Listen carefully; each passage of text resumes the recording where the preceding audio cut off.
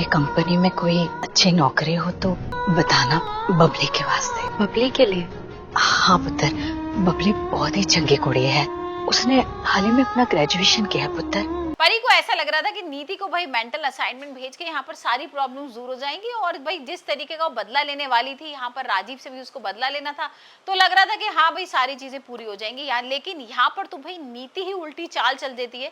हम देख रहे हैं किस तरीके से यहाँ पर नीति भाग जाती है हॉस्पिटल से और आ जाती है घर पर, और अब चलेगी बड़ी चाल और यहाँ पर बबली का साथ लेगी और परी पर चलेगी बड़ा सा वार।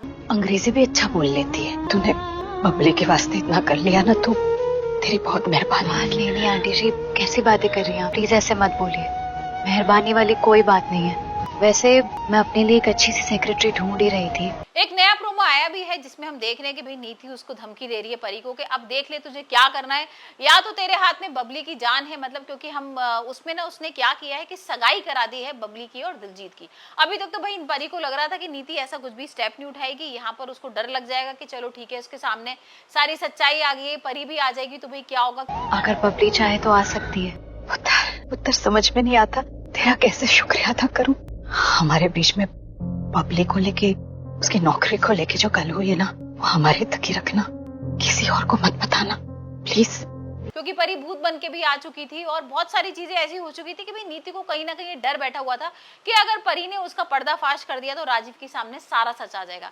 पर यहाँ पर तो भाई नीति इतनी बड़ी चाल चल देती है कि परी को अब समझ में नहीं आ रहा क्या करे। और हम प्रोमो में देख ही रहे हैं कि किस तरीके से यहाँ पर बबली और दिलजीत की सगाई हो गई है और अब वो परी को धमकी दे रही है कि तू देख ले अब तुझे क्या करना है, या तो तू अपनी सच्चाई सबके सामने बाहर लेकर आ जा, या फिर यहाँ पर भाई दिलजीत और बबली की जो है वो शादी हो जान दे। और जो बबली जिस तरीके से वो दिखाया गया ना उस प्रोमो में, तो बबली को कुछ ऐसी दवाई पिलाई गई है। मैं भी आती हूँ। ताई जी इतनी डरी डरी क्यों रहती है? पहले तो पूरा घर इनकी बातें सुनता था, पर अब तो ये अपनी बात कहने से ही डरती है। महुआ जी?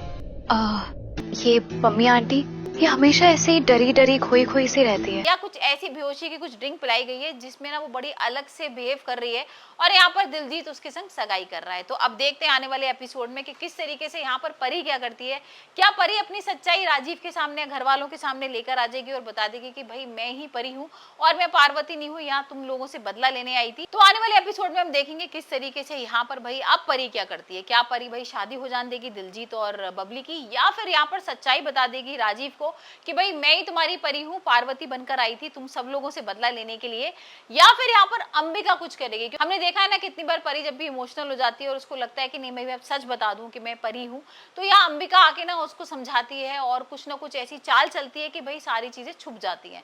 तो देखते हैं इस बार अंबिका क्या करती है। क्या अंबिका भी भाई परी का साथ देगी और बोलेगी कि ठीक है तुम इस बार सच बता दो क्योंकि तुम्हारी बहन की बात है।